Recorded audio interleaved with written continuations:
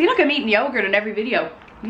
Right, I put up a little questions box in my stories. I thought I'd answer a few in a video because I get questions about relationships and stuff all the time. I'm not exactly sure why. You can learn from my mistakes, I suppose. I have no idea what I'm talking about. Well, you asked for it. First question is, how do you talk to a girl flirting instead of like a friend? This is probably the most difficult task ever as a bisexual woman, I think. Girls are so nice to each other anyway. It's hard to differentiate when someone's being really nice or flirting with you. It's best to just be honest at the start. Anytime I've been like texting a girl romantically, we both have explicitly said, this is on a flirting basis. And usually you're on the same page. I wouldn't necessarily go for a girl without knowing she was gay. And I'd probably have sex with all of my friends. So, all of them together at once. Tell us about different red flags in dating guys, unusual or less talked about. I try to steer clear of guys that are like really close to their mom. I mean, it's good obviously if the guy respects his mom. That's a really good sign. Obviously he has respect for women, all that shit. If he calls his mom one of his friends, no, good night. If you feel like you're competing with the mom for attention, get out of there. The boys always end up being weird. Someone who always plays devil's advocate, someone who sees Joe Rogan as like a god figure or someone to look up to, that's kind of a red flag for me. Also someone who like loves Jordan Peterson or just in general takes everything a certain person says as truth rather than like questioning them. What else? I don't know. I'm getting pretty desperate at this point, so I'm not in a position of power where I can like choose red flags. I would literally have sex with the wall, so I kind of forget what men are like at this stage. Being romantically interested in a guy and like what red flags are in dating. No idea. How to tell if a girl is bi or just being nice? I'd ask, but I don't want to make them uncomfy. Try to slip in an experience that you've had with a girl. Being like, oh, I was kissing this girl once. And if they reciprocate with the story themselves, then they're bi. Otherwise, if they don't, they're probably straight. But you could do a follow-up question being like, oh, I have ever had an experience with a girl? And then they usually tell you, and then it's not like you're being creepy or being like, so do you want to have sex with me? What do you think? Well, you can do that as well. It would probably work too. How to cook people out as civil as possible. Oh, I'm not the right person to ask for advice on this either. I literally moved country, so if they're texting me, I usually just scene. I don't think there's any time for it. Like, that's probably the least civil way possible, but at the same time, like, there's no point in having an argument. I'm just gonna ghost the whole situation, exiting myself from the situation. I'm just doing that. You don't owe every single person in your life an explanation as to why you don't want to be in it. Certain situations, yeah. That's probably the least compassionate thing I've ever said. What does a good friend mean to you? Now, this is going to contradict the whole thing I just said there, but you can go months on end without seeing the person, but when you meet up with them again, it's like you spent no time apart at all. Comfort. They feel like a family member to you, like you love them unconditionally, and you don't need reassurance all the time. You don't need to be like doing stuff for each other or necessarily like doing things all the time with each other, but just having that person there. You could call them at any hour of the day without feeling like you're a burden. Someone who doesn't make me feel shit about myself, but they just completely get your humor and get you as a person and accept you for who you are, encourage you, and like are proud of each other. Advice with dealing with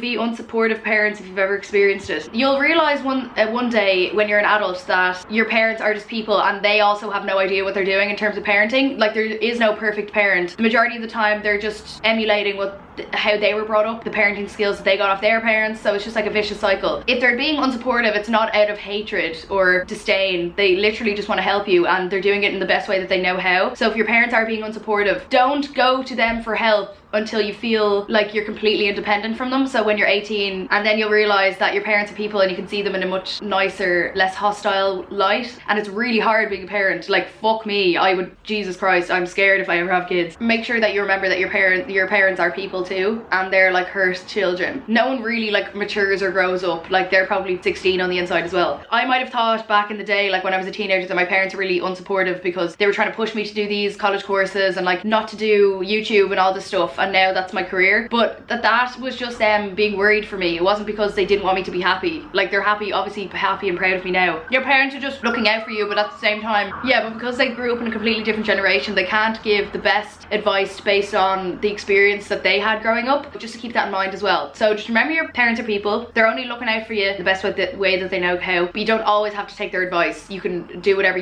that feels right. I'd listen to your intuition most, and don't let your parents make decisions for you, especially to do with your career or university and that stuff, because you'll just probably end up regretting it and be unhappy. How do I tell someone I love them after sleeping with their best friend? Lol. Yeah, you fucked it. I'm gonna be honest with you fucked it there. I've been there myself. I feel like this is the most toxic advice ever, but like, will they find out? I think in certain situations like that, I just keep it to myself. How would you feel if you were in their position? If they had had sex with your best friend and then they told you they loved you, what would you feel like? Now, I'm trying to think myself. I'd probably be like, yup, you have great great taste. But then I'd kind of be like, oh, why would you have sex with her and then not pursue it? Don't disrespect my friend like that, you know? So to answer that question, dependent on the situation. Do you feel like you like a partner to be similar to you, same energy, tastes, etc., or do opposites attract? My past relationships haven't really made any sense. There's no, oh my god, there hasn't been any like common denominator between their personalities, if you know what I mean. I'd like someone who was like extroverted and friendly and could get on with my family and have crack. I really find humor important to me, so someone who has the same sense of humor, someone who's really funny. So I suppose in that sense, but in terms of interests, I don't care. It could be complete opposite. I'd like when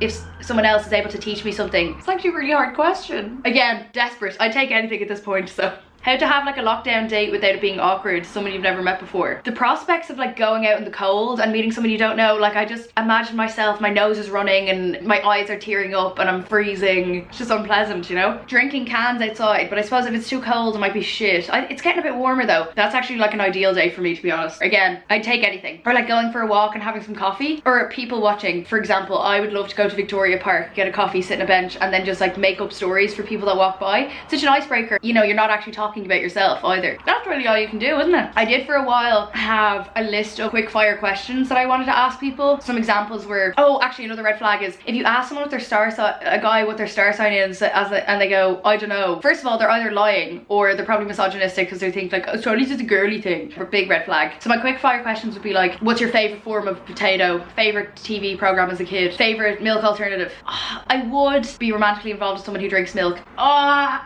I would do it. I'm sorry, I would. A lot of people think that I only date like vegans. Completely not true. But if they say like oat milk, what else is there? Top 3 favorite movies. I think 1 favorite movie is too much pressure. 2 favorite albums. You get a pretty good feel of someone from that. How to love yourself without holding on to words of affirmation from a guy. I would just try to not be interested in anyone. Distancing myself and consciously making an effort to like not getting romantically involved with anyone has been such a blessing because I've had time to think, focus on myself, and I genuinely, even though I'm in lockdown, haven't been thinking, oh, no one likes me. I don't have that mentality. Obviously, I'm like sexually frustrated and stuff and would love to like go on dates, but I just know that it would be even more frustrating to like start loads of talking stages and then for it to not go anywhere. So I'd way prefer to wait until this lockdown at least is semi over so I can go on like a real date, or at least like go to someone's house or meet someone organically. It's just too much of a weird time, and I think lockdown is not a time to find love. I know for some people it is, but personally I just know that I'm not going to, so there's no point in like wasting my time and energy into that, basing my worth off of if I'm texting 3 people at once or not, because there's no point. I wouldn't be able to see them. You wouldn't even be able to have sex with them. Where was I going with this? So yeah, if you feel like you're depending a lot of your worth and value on words of affirmation from a guy or male validation, I'd make a conscious effort to be not interested in anyone, or like cut off all your hoes basically. Anyone you're texting just like, and you feel like it's not going anywhere, or you're just doing it because you like the attention, cut it all out. That's what I was doing. I was like, on to the next person, on to the next one, craving someone to talk to all the time. And even people that I didn't like in the past, I was like texting them again being like, hey, remember me? I turned into the fuckboy, just being like, hey, I'm not getting enough attention. So toxic. So I've decided to like not do that, focus on my friendships. I'm doing a lot of work at the moment anyway. Like I am genuinely, it's such a like dumb YouTuber thing to say, like, guys, I have a lot of things in the pipeline at the moment. I literally don't have time to breathe. I haven't left the house in 3 days. So there's no point in getting involved with someone just for the attention if I can't give them that back. Someone said I fancy an anti-masker, help me please. That's the equivalent of like fancying a pro-lifer. How to be more confident around the people you fancy, because I literally don't know how to talk. My social skills have literally plummeted very bad. But what I usually do in normal circumstances when I haven't been in total isolation for a long period of time, I just pretend that I'm meeting a friend. It's like cognitive behavioral therapy. You literally just trick yourself into thinking you're meeting a friend, because obviously you're all comfortable around your friends and you're able to be yourself and like have a laugh. I think if you're comfortable as well, you'll make them comfortable, and then the conversation will just flow a lot more easily. If you're feeling a bit nervous before meeting them, I always trick my mind into thinking, no, I'm excited, I'm gonna find out a lot about this person. And if you're scared of like awkward silences and stuff, prepare questions in your head. How to let a woman know you want to ride her? Just send loads of scissor emojis. What's your opinion on open relationships? I always thought, oh no, I couldn't do that. Up until recently, I was thinking about it a lot, because obviously I have a weird obsession with like cults and stuff, and like living on a commune. Not necessarily a cult vibe, a non-dangerous cult, you know? And I think I'd be interested in polyamory maybe, but I don't know about open relationship. I don't like the idea of being in a relationship with someone and knowing they're having sex with other people but not knowing who. It probably gets a bit more complicated in an open relationship because you have to be like extra careful about safe sex and stuff. And especially because the world is so small, like they would 100% to end up having sex with one of my sisters. Like, I just know for a fact that would happen, and I know that's coming in the pipeline. I know one of these days I'm gonna be in love with someone and he's gonna fancy one of my sisters instead, and it's gonna be horrible. Is it normal to cuddle after having sex with a casual regular hookup? Yeah, cuddle everyone. Get as many cuddles as you can. Suck them dry. Get everything you can out of them. Ask them to give you a back massage. Ask them to give you a scalp massage. How to stop trying to please others. What shit advice do I have to give for this? I think you should have a select few of people that you have to please. Seeing difficulty as an adversity is just like being in a privileged, entitled position where you feel like you don't have to please others. But in fairness, in a society that we live in, I think it's good to acknowledge that sometimes in certain circumstances you do have to please others and make sure that they're having a comfortable living experience as well. So in the type of way that I'm thinking you're saying this though is like how to stop conforming maybe to please others. And in terms of that, in general, no one actually cares that much what you do. If you do like make a statement or do something outlandish, people will react for like 3 minutes and then move on to the next self-absorbed thought that they have. No one actually cares. If you're living in terms of fear like that, you have to stop judging others as well, because I found that when I was scared of like being myself or whatever, I was also judging others for not, because I was just jealous that they were able to be confident and be themselves. But then as soon as you start being yourself and stuff, you see everyone in a less judgmental light and you just like let them get on with it. Dealing with your boyfriend being friends with their ex, I think it's more worrying if a boyfriend isn't friends with their ex, or at least on good terms with them. There's something wrong. I see that also as a red flag. If they keep talking shit about their ex, and if they're still blocked, they're probably still in love with them, unless they were like abusive or something. I mean a normal situation. The opposite of love is not hate. The opposite of love is indifference. They would be able to be on good terms with them if they just didn't care anymore, if they weren't still in love with them. So I think it's a green flag if someone is still able to get on with their ex. Obviously there has to be some boundaries, that they're not like having sleepovers and obviously that's not appropriate. If they hate them a lot, it's usually because they still are a bit hurt over the relationship. That's my analysis on that anyway. Next is, do you ever feel like there is no hope to actually fall and stay in love? I don't see this as like a negative. I don't think that you do fall and stay in love with one person for the rest of your life. Again, obsession with communes, I'd love to just live in a big gaff somewhere with loads of my friends, and if I have a romantic partner, so be it, and kids, but like we all co-parent, you know? I don't think that humans are actually monogamous beings like penguins and fucking magpies. Each person that you spend your time with, they're either a lesson or a blessing. So no matter what, you're gonna get something good out of it. Nothing is more rewarding than like finding out so much about a person that you almost feel like you could melt into them. How overprotective and or jealous is too much and becomes toxic? Where do you draw the line? I think a bit of communication on jealousy is healthy. What I did a lot in past relationships when I was a bit jealous, I would just suppress. I'd sweep it under the carpet and pretend everything was fine. I was like, I'm a cool laid back girl. I don't give a fuck. You wanna see a girl naked? I don't give a fuck. Have sex with her if you want to. I'll watch. And then it just, the resentment builds up and builds up. Eventually it starts to come out in like snide remarks. I would just be really mean to them out of nowhere, just for absolutely no reason, because subconsciously I was like, oh, they're gonna cheat on me. They think I'm ugly. And there was loads of situations where, really horrible ones to be honest, in past relationships, where caught my boyfriend like zooming in on other girls' pictures, and you know, all those things that just like makes your heart drop. Texting other girls, wanting to meet up with them and then not telling you. Oh my god, this is why I'm actually scared to get into a relationship again. And I would just keep it to myself. I would literally just pretend like I didn't see anything, because I suppose even you noticing that they're doing that, you feel like a problem in itself, but that's you gaslighting yourself. It's normal to just like glance at your partner's phone, especially if you fucking live with them or whatever. You've literally seen each other's private parts. You can glance at their phone screen. I find it a bit flattering if my partner is like, I don't really like when you do this, and then if you find a problem with it, you'll compromise in some way, or you'll reassure them in some way, because the toxic part is keeping it to yourself, because it builds up in resentment and then it comes out in nasty ways. And I know it's easier said than done. I always am like, oh, just communicate and say it. Obviously it's so hard to talk to people. I find it so hard to be honest. Now that's why it was hard for me when I was living with someone. I literally could not communicate what was wrong with me, because I just wanted to keep everything to myself, because I genuinely didn't know how to put the words together. I feel like I'm learning so much from being single. Like I just know exactly how I would deal with a relationship now if something went wrong. But then again, once you get in a relationship you forget it all, because you're just like, oh, I love them and I don't want to do anything to ruin it. But trust me, talking about it straight away without starting a fight is way better than suppressing it and then letting it build up over time. Just be like, I trust you, I know you won't do anything, but this is how it makes me feel. So it's not their fault, it's not your fault, you're just being honest.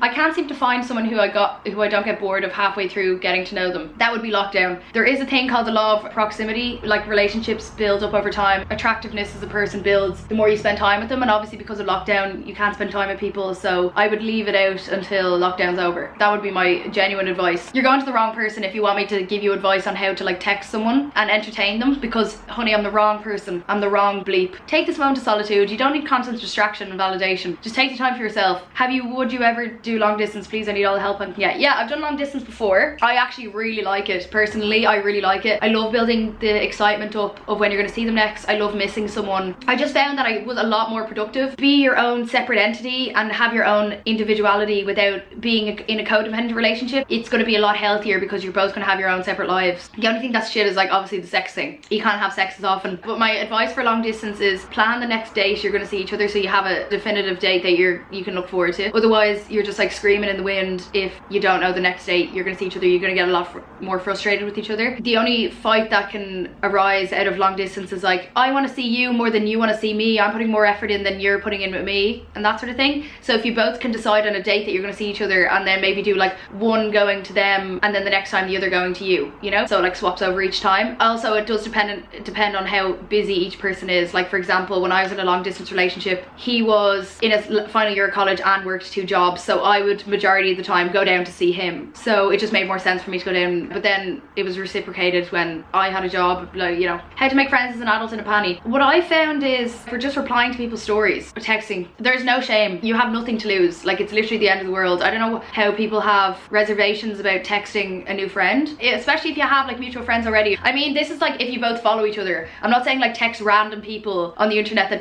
don't even know you exist. That then it just comes off as invasive and weird. But I mean like people that you both follow and like maybe both like each other's pictures and you have the same tastes and stuff. Most of the friends I've made here have just been from texting, like, oh, we should meet up sometime, and then we do, and now we're friends. What's one thing you judge people for doing but you do it now? Probably like just everything. Being myself, being confident. I suppose when I was a teenager it was like, oh, so uncool to like try, but I feel like every teenager is like that. Misconception as a teenager that like trying makes you uncool, and adults who still have that thought now are just absolute morons. We're like, oh, it's so embarrassing, they're trying. Are you joking? Is everything okay? But I was literally a teenager. I'm pretty sure I don't judge anyone anymore. I don't care. I'm too self-absorbed. To care what anyone else does. I'm on a healing journey. Have you always had friends, or was there a time you feel like you couldn't relate to anyone? Again, when I was a teenager, when I was like, they're trying, so embarrassing. Didn't have a lot of friends then. That was my own fault. I did at one stage, probably when I was around 19, I was like, oh, it's all their fault, not mine. But now as a 23-year-old, I'm like,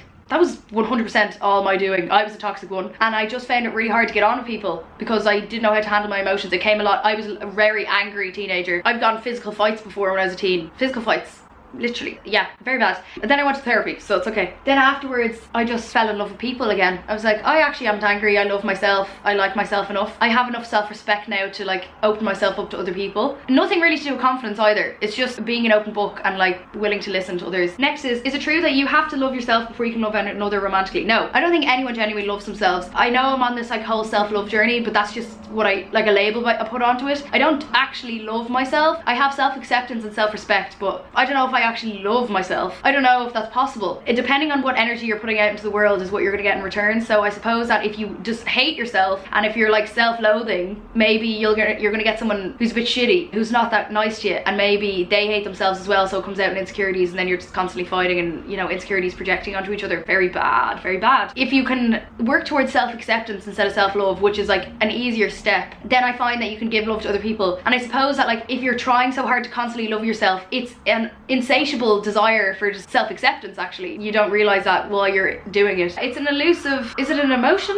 a feeling, an elusive feeling of self-love? Like, yeah, it's like an elusive feeling. I mean, yeah, it's again like happiness. It's like a fleeting emotion where the odd time I'm after doing my skincare, or I wake up in the morning, I look at myself in the mirror and I'm like, you're actually adorable, I love you. But that's like a glimmer of the day. It's not like every single day I look at myself in the mirror and I'm like, damn. But I just look at myself and I'm like, there I am, that's me now. But I'm not being self-deprecating or anything. I'm just like, there I am. So I find that if you just try to accept yourself and have respect for yourself, then you'll be really good at being in a relationship. You don't have to necessarily love yourself. And I feel like that is too loosely used as well in the self-care industry or whatever market fucking thing. If you're focusing so much on like, I have to love myself, I have to love myself, you're gonna end up not loving the other person, or like giving them what they need in the relationship. Next question is tips for strengthening intuition. Yeah, I feel like my intuition has been so strong recently. Definitely time off your phone, meditation, and writing down your dreams in the morning. I don't have the scientific evidence to back that up, but just from my own personal experience, I feel like that's strengthening my intuition. How to deal with close friends excluding you and don't know why. Do you move on or ask why? I would ask, because sometimes people are doing it by accident. How do I cope with being in love with one of my close friends? Been through this, and I never told anyone. I just couldn't, like, physically we could obviously just never be together, and I had to get over it, so I just never told anyone. You not verbally saying it out loud it's like, it's not real. But I